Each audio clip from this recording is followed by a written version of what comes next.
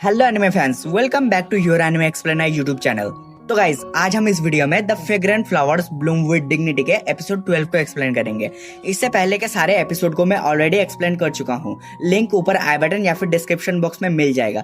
तो चलो बिना किसी देरी के इस वीडियो को शुरू करते हैं। एपिसोड के शुरू में हम एक मेट्रो को देखते हैं जो कि बीच जा रहा था। उसके बाद हम उसामी को देखते हैं जो कि मेट्रो से बाहर आता है और बोलता है आखिरकार ना हम पहुंच ही गए। साकू बोलता है कि तुम इतना ज्यादा एक्साइटेड हो, क्या तुम कल रात सोए थे या फिर नहीं। रिंतारो मन में बोलता है उसे ये बोलने में शर्म आ रहा है क्योंकि वो भी कल रात को सो नहीं पाया। तभी हम देखते हैं कि मेट्रो से वागुरी और सुबारू बाहर आते हैं। उसामी बोलता है चलो फिर पटाखा खरीदते हैं।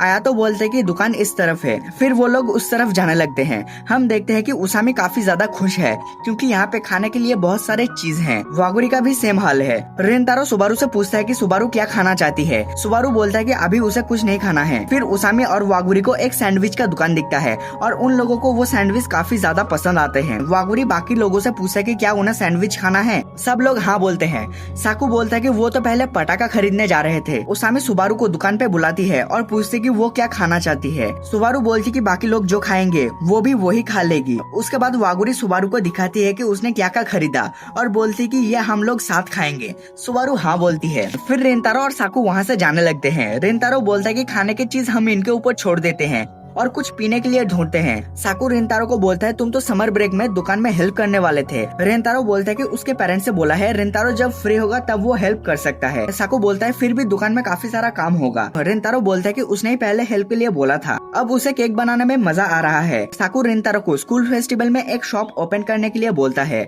रिंतारो बोलता है कि वो कोशिश करेगा। तभी साकू को एक डोनट शॉप दिखता है और वो रुक जाता है। रिंतारो बोलता है अगर साकू को डोनट लेना है तो वो जाके खरीद सकता है। साकू बोलता है कि वो तो रिंतारो के केक के बारे में सोच रहा था। तभी वहाँ पे उसामी आ जाता है और बोलता है कि यहाँ पे डोनट बिक रहे हैं। डोनट तो साकू को पसंद है ना। उसामी साकू को पूछता है कि क्या वो खरीदना चाहता है। साकू बोलता है कि वो पहले ही सैंडविच खरीद चुके हैं और इसके बाद अगर वो डोनट लेते हैं तो इतना सारा खाना वो खा नहीं सकते, ये खराब हो जाएगा। आयातो बोलता है कि साकू डोनट खरीदना चाहता है पर ये बात वो सबके सामने बोलने में शर्मा रहा है। उसामी बोलता है अच्छा तो ये बात है। आयातो बोलता है साकू को सच बात बोल देना चाहिए। रिंतारो बोलता है अगर साकू यहाँ पे सच बात बोल देता है तो कोई उसका मजाक नहीं उड़ाएगा। साकू उसामी की तरफ उंगली करता है और बोलता है कि ये बात इसको अच्छे से समझाओ पहले। तभी वहाँ पे वागुरी आ जाती है और बोलती है कि उसे पता नहीं था कि साकू को डोनट पसंद है। साकू बोलती है वागुरी तुम भी। वागुरी सुबारू को बुलाती है और बोलती है कि तुम्हें भी डोनट पसंद है ना। सुबारू बोलती है हाँ। उसामी बोलता है कि क्या सुबारू डोनट खरीदना चाहता है। सुबारू बोलती है नहीं नहीं वो ठीक है। रिंतारो बोलता है कि उन्होंने अभी तक पीने के लिए कुछ नहीं खरीदा है। साकू बोलता है और पटाखे भी। फिर वो लोग वहाँ से जाने लगते हैं। सुबारू पीछे खड़ी होकर मन में ये बोलती है वो फिर से पीछे रह गई। फिर वो लोग बीच पे पहुंच जाते हैं और उसामी सीधा जाके पानी में चला जाता है। साकू उसामी को बोलता है तुम्हें तो थोड़ी देर पहले भूख लग रही थी, अब क्या हुआ, भूख कहाँ गया। उसामी बोलता है वो खाना बाद में भी खा सकते हैं। उसके बाद रिंतारो और वागुरी भी पानी में आते हैं। वागुरी बोलती कि ये काफी मजेदार है। रिंतारो हाँ बोलता है। सब लोग पानी में मजे कर रहे थे सिर्फ सुबारू के अलावा। सुबारू बोलती कि सब लोग मजे कर रहे हैं और हर बार की तरह वो इस बार भी उनके साथ मजे नहीं कर पा रही है। क्या वो उन लोगों का मजाक खराब कर रही है, क्या उसे यहाँ पे होना चाहिए। फिर वागुरी सुबारू को बुलाने जाती है और देखती है कि सुबारू उदास है। उसके बाद सीन शिफ्ट होता है और हम देखते हैं कि वो सब लोग खाना खा चुके हैं। खाना खाने के बाद उसामी फिर से पानी में चला जाता है और बोलता है कि सूरज डूबने तक वो पानी में ही रहेगा।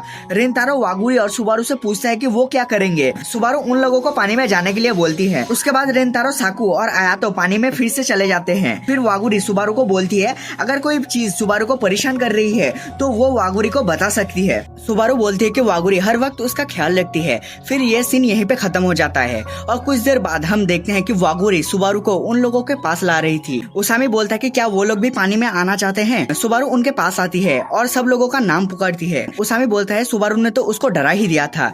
रिंतारो पूछता है कि क्या हुआ है। सुबारू बोलती कि उसे ये बात बोलने में बुरा लग रहा है। फिर सुबारू माफी मांगती है और बोलती है कि उसे लड़कों के बीच में थोड़ा सा अनकंफर्टेबल फील होता है। उसामी माफी मांगता है कि वो लोग सुबारू को यहाँ पे उनके साथ ले आए। सुबारू बोलती कि ऐसा नहीं है, बचपन से ही उसे लड़कों के बीच में अनकंफर्टेबल फील होता है। पर रिंतारो और उसके दोस्तों के साथ टाइम बिताने के बाद वो थोड़ा सा नॉर्मल हो गई थी पर वो पूरा ठीक नहीं हुई थी। उसे अभी भी नर्वस फील होता है और वो दूरियां बनाए रखती है। सुबारू को पता है कि वो लोग इस तरीके के लड़के नहीं है जो उसे परेशान करेंगे। सुबारू को ये भी शक है कि वो यहाँ पे रहने के लायक है या फिर नहीं, पर वो यहाँ पे रहना चाहती है। फिर हम उस सीन को देखते हैं जहाँ पे सुबारू और वागुरी बात कर रहे थे। वागुरी सब कुछ सुनती है। उसके बाद वागुरी रिंतारो और उसके दोस्तों की तरफ उंगली करती है और सुबारू को बोलती कि वो लोग क्या कर रहे हैं। सुबारू बोलते कि वो लोग मजे कर रहे हैं और हंस रहे हैं, और सुबारू भी उनके साथ मजे करना चाहती है और उन लोगों को सब कुछ सच बताना चाहती है। वागुरी बोलती है तो सुबारू को अभी उन लोगों को सच बता देना चाहिए, और वागुरी सुबारू को उन लोगों के पास लाती है। फिर हम करंट टाइम में आते हैं। वागुरी मन में बोलता है कि सुबारू ने ये कर दिया।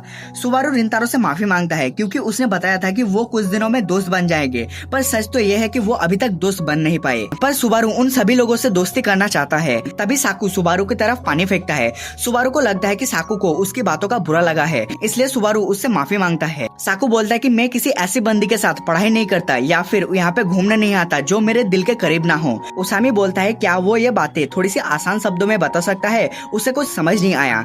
साकू बोलता है असल में वो पहले ही सुबारू को अपना दोस्त मान चुकी है। उसामी बोलता है कि ऐसी बात है, उसने भी बहुत पहले ही मान लिया था कि सुबारू उसकी दोस्त है। आया तो सुबारू को सच बोलने के लिए थैंक्स बोलता है। रिंतारो सुबारू को माफी मांगने के लिए मना करता है और पानी में आने के लिए बोलता है।